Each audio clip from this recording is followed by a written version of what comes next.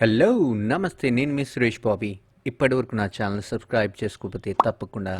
సబ్స్క్రైబ్ చేసుకోండి కిందనే ఉంటుంది subscribe button and bell icon కూడా క్లిక్ చేయండి ఎందుకంటే రెగ్యులర్గా అప్డేట్స్ వస్తూ ఉంటాయి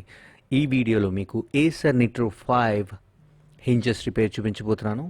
Acer Nitro 5 high and gaming laptop ఇది సో దీనికి కూడా హింజెస్ ఇరిగిపోవడం అంటే చాలా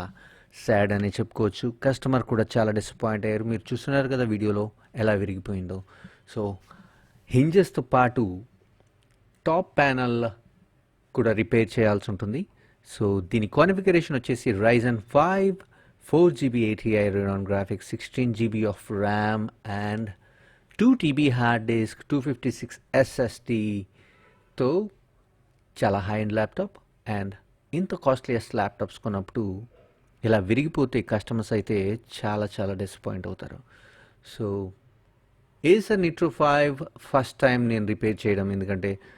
ఎక్కువ ల్యాప్టాప్స్ అయితే రాలేదు లో and laptops mid range laptops hinges విరిగిపోవడం చూస్తున్నాను బట్ కస్టమర్ని నేను అడిగినప్పుడు ఇదైతే